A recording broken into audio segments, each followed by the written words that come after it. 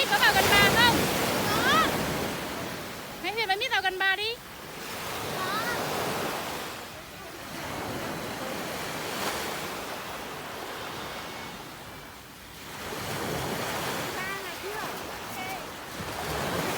Lên trên này thôi.